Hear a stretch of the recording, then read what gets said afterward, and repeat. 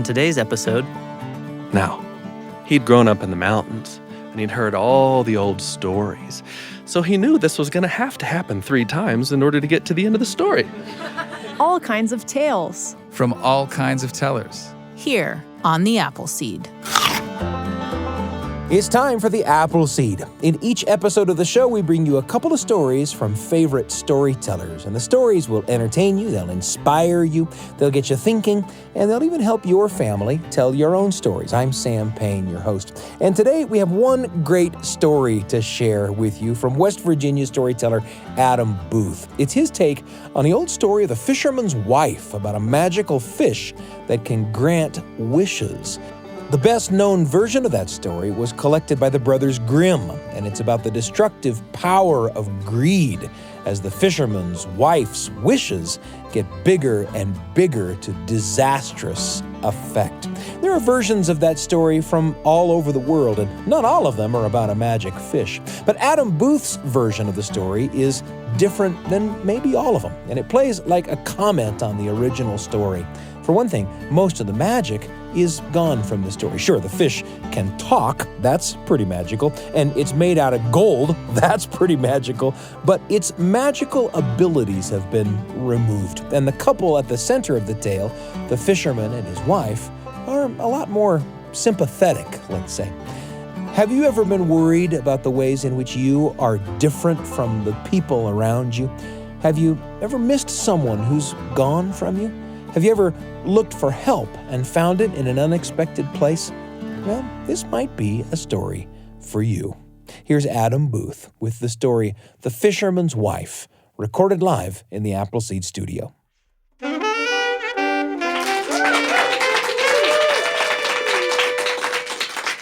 Not far from where I live, there is a lake that's just as crystal clear as you could imagine.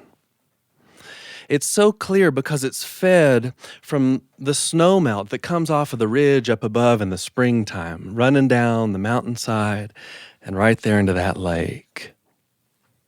It's so clear that they say that if you go out on it, like on a small boat, you can see right down almost to the very bottom and everything that's inside of there. And one of the wonders in that lake is a school of fish that turns and moves in a dance of an ancient choreography that they're just born with, it seems. And these fish, the whole school of them, are special because they have a type of scale covering their bodies that's this metallic blue color. And because the water's so clear, the sun just shines right down into them. And as that school of fish turns and moves, the light just shines right back. You can see that metallic blue shining right back as they move, as they dance, as they murmurate. Now, there was a spring that came when that school of fish's eggs were just about to hatch. And they were dancing with excitement that day, moving and twirling, swimming all around, when all of a sudden, the first one popped open, and out of it came this tiny little fish with those metallic blue scales. And it swam immediately over to the school and joined them. Then, a few more. You know, this isn't how fish eggs sound when they hatch, right? In my story, though, a few more came out and joined. And then there was a rush of them. And they were all coming out, and they were joining that school until one of those eggs hatched. And out of it came this fish that caused that school to stop and look. It looked different. Sure, it had some of those metallic blue scales, but here and there and right over there, there were scales that were golden. And so this fish didn't look like the rest of them. And because of that, it wasn't welcomed into the school. In fact, it was made an outcast, a pariah. And it spent its early time growing up all by itself, exploring that lake, seeing what there was, swimming this away and that away, learning on its own.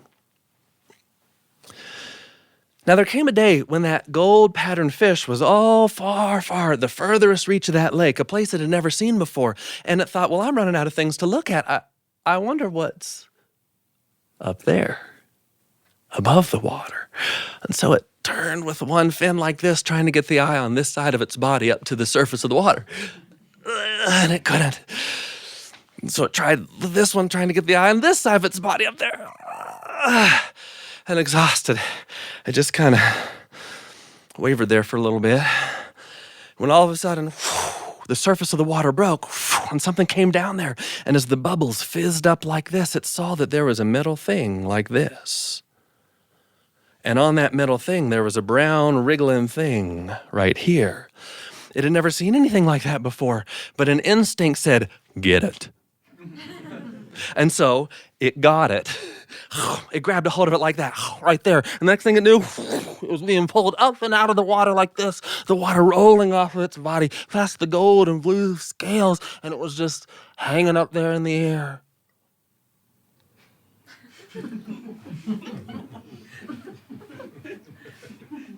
Trying to get away.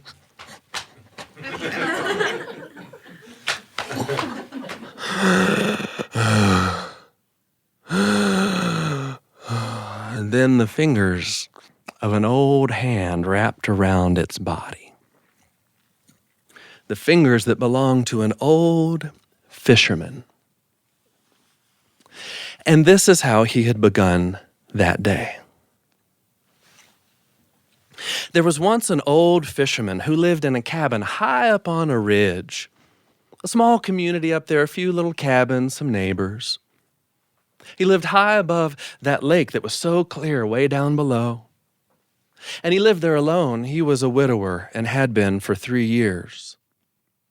And every morning he'd wake up and go and sit out on his rocking chair, overlooking the valley on the other side, watching as the sun rose up and woke up all the life that lived up there. And you first heard it before you saw it.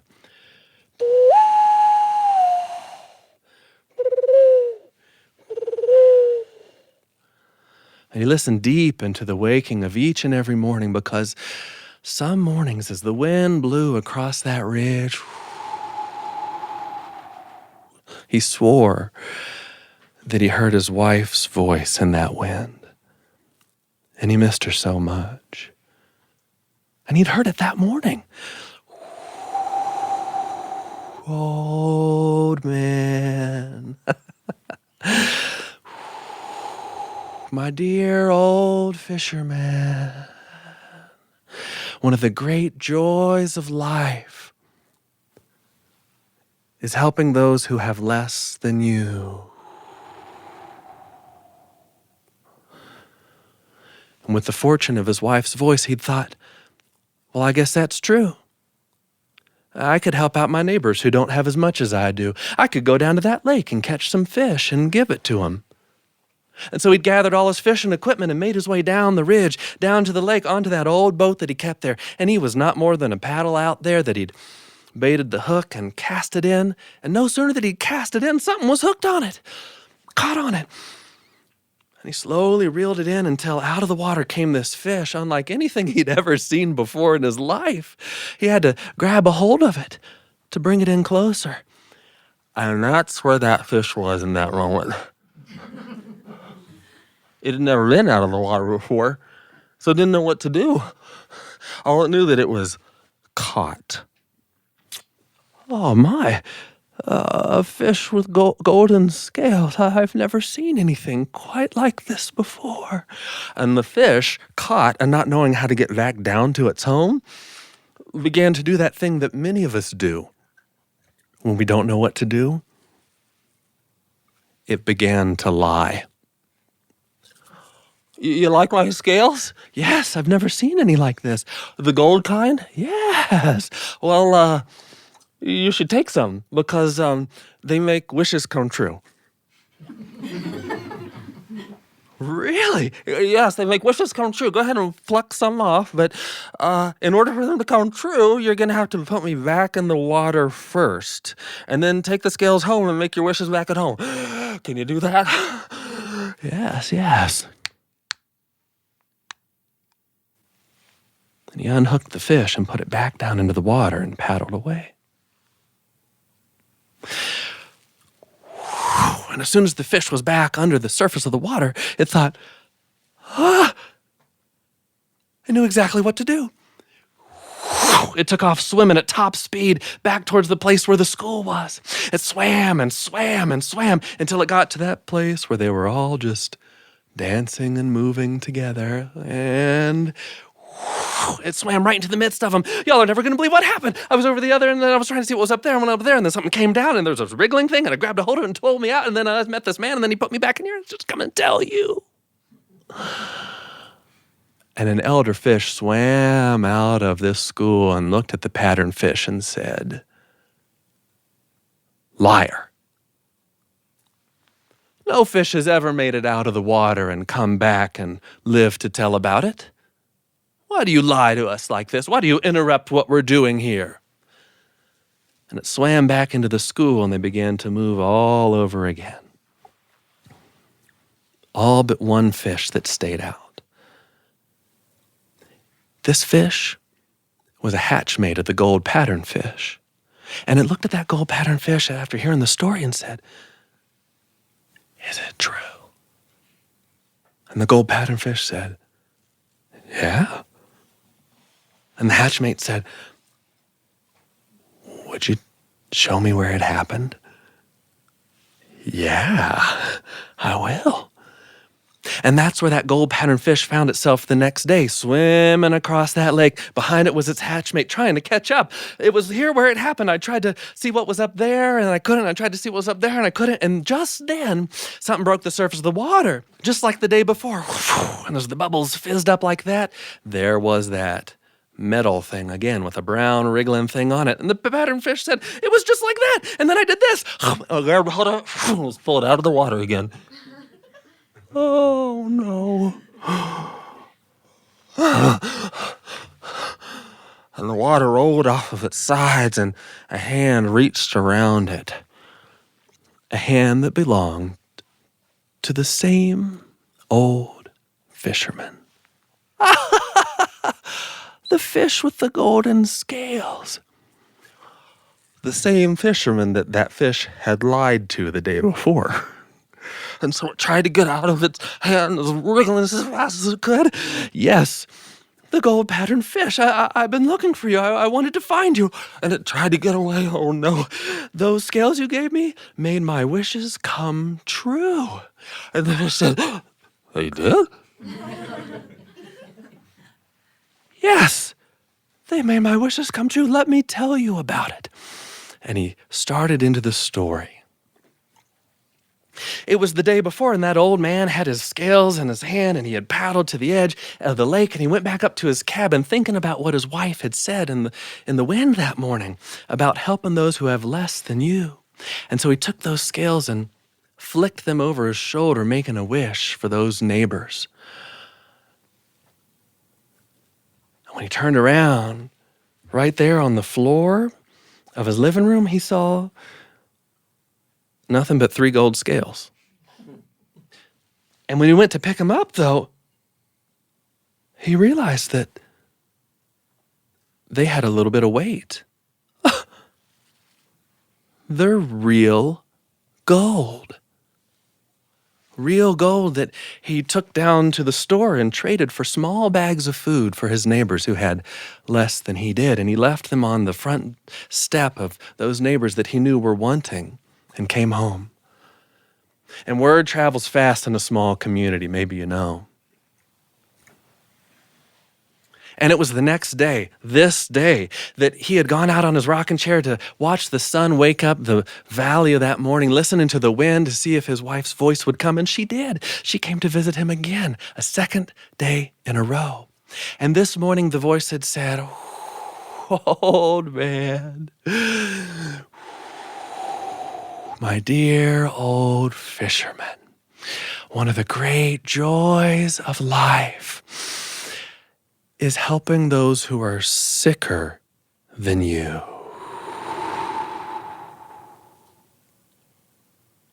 And he thought, I guess that's true. You know, I could go down to that lake and catch some fish and get the oil from those fish and give it as medicine to my neighbors who are not well. So he'd gathered all his things and he'd made his way down and got in the boat and cast out like that and caught something and he reeled it in, and that's where he was telling that whole story to the same gold-patterned fish. And that's what happened, fish, just like that. And the fish said, wow, well then take some more. Have some more wishes. And the old man said, I intend to. And he, remember, I got to put you back in the water, okay. And he paddled away. And as soon as that gold-patterned fish was back under the water, its hatchmate was there. It was all true. It was. We have to tell everybody.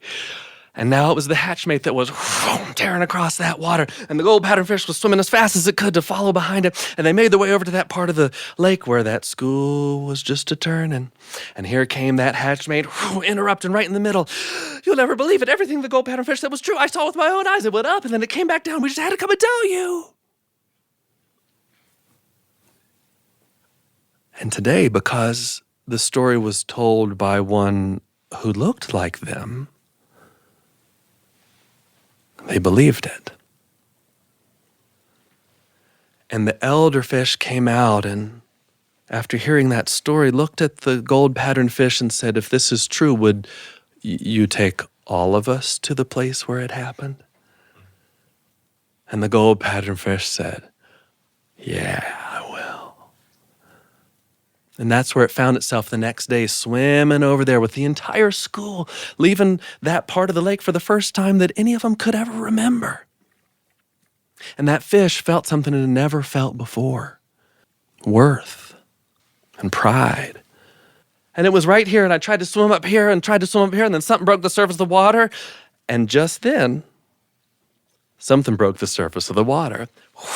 And down again came that thing with the wriggling brown thing, just like that. And then I did this, and I grabbed a hold of it, and it pulled it out of the water again.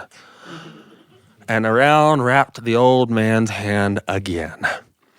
The old fisherman held that fish in his hand and said, gold-patterned fish, I was hoping to find you.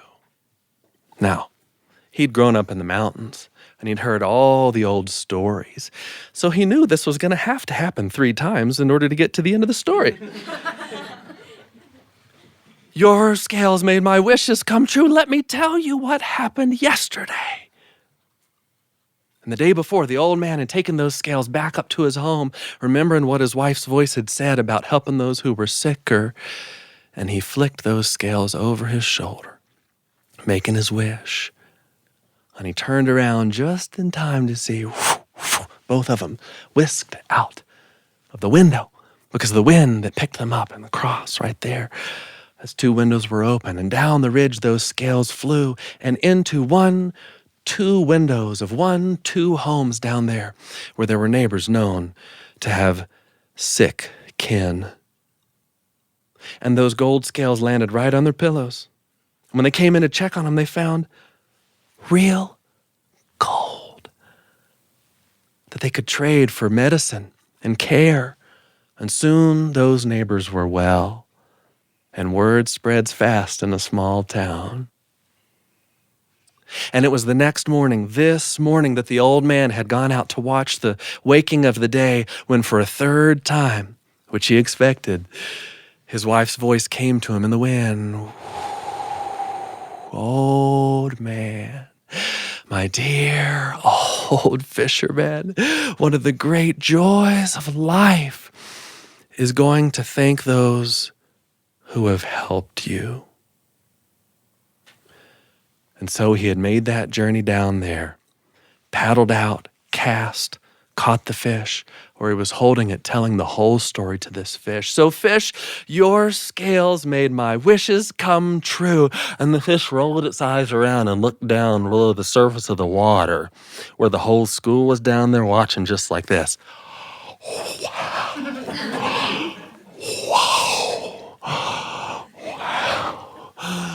Well then, take the rest of them. Have as many wishes as you want. No. I just have one last wish.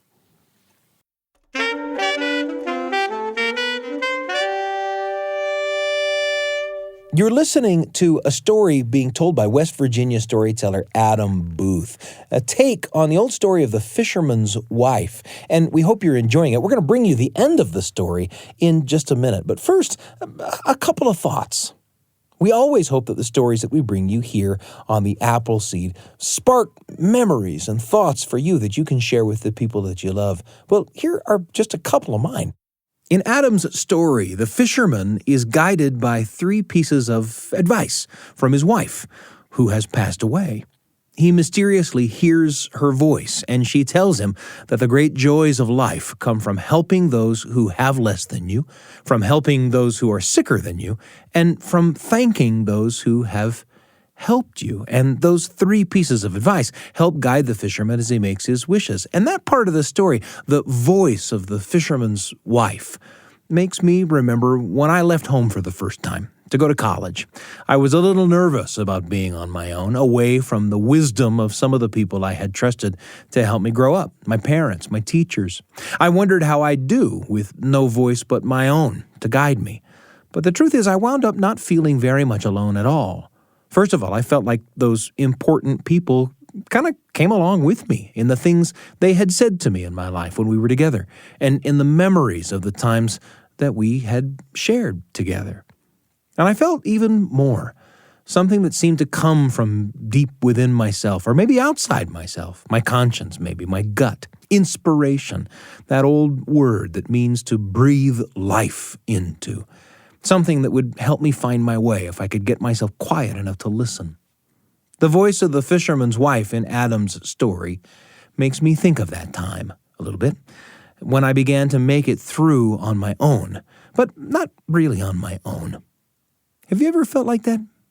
I bet as you're listening to Adam Booth's story, there are stories from your own life that spring to mind, or the life of someone you know. Stories, of course, have this wonderful way of sprouting and growing as the stories bring up thoughts that grow into conversations. Stories are like seeds in that way, and maybe that's why we call the show The Apple Seed. Coming up, the rest of the story from Adam Booth, the conclusion of The Fisherman's Wife. I'm Sam Payne.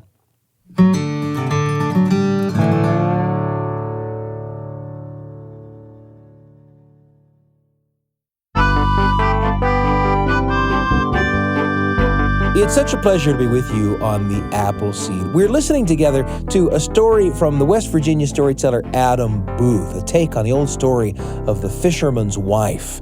And as the story has gone on so far, the fisherman has just caught the fish for the 3rd time. Let's find out how it ends, shall we? Here's the conclusion of The Fisherman's Wife from Adam Booth.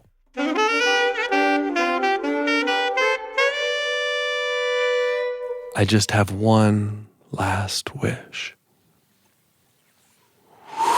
And when the fish was back under the water, there was the whole school. And the elder fish came out and said, "Everything you said was true, and now that we've seen it, we know it's true. Come home with us. Join us. You belong with us. We want you to come and be there with us."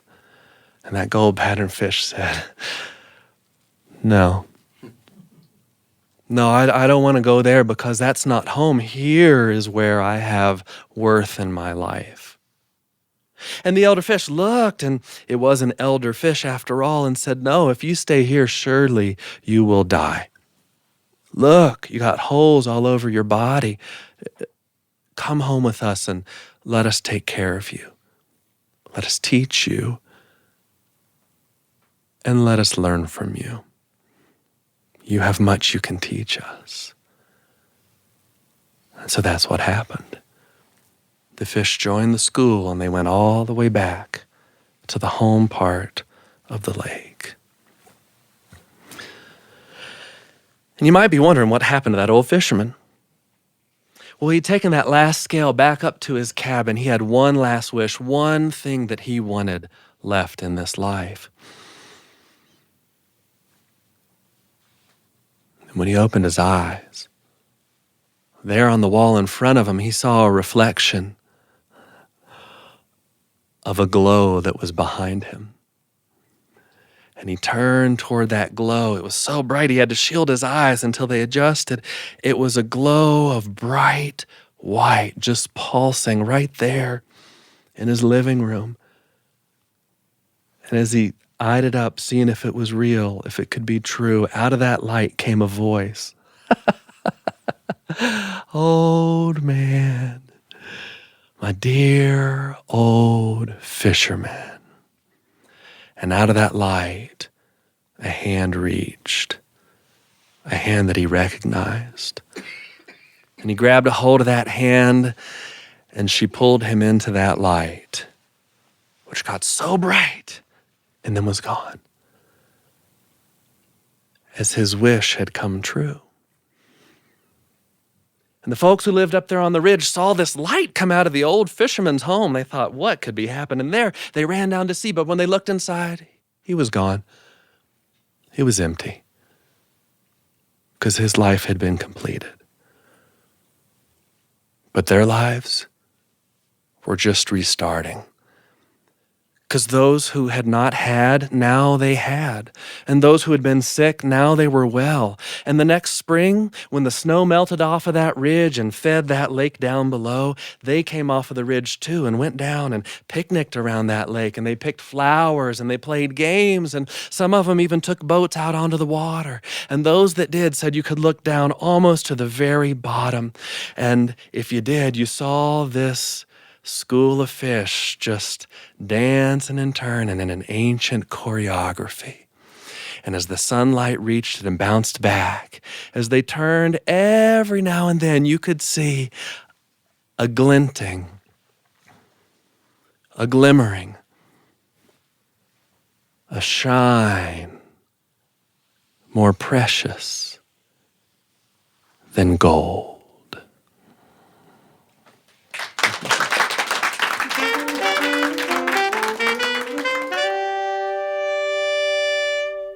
Adam Booth with The Fisherman's Wife. Thanks for joining us today on The Appleseed.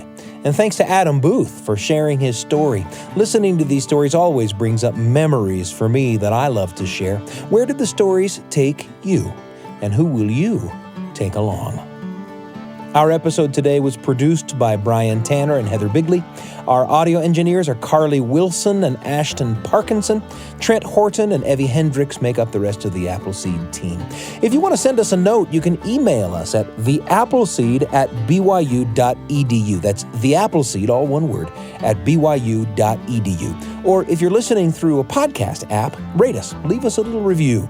It helps people find the show. We're pleased and proud to be among the many shows in the BYU Radio family of programs, and you can find this episode or any episode from our archive on the BYU Radio app at byuradio.org/Appleseed or by Googling the Appleseed Podcast. I'm Sam Payne, and I can't wait to be with you again on the Appleseed.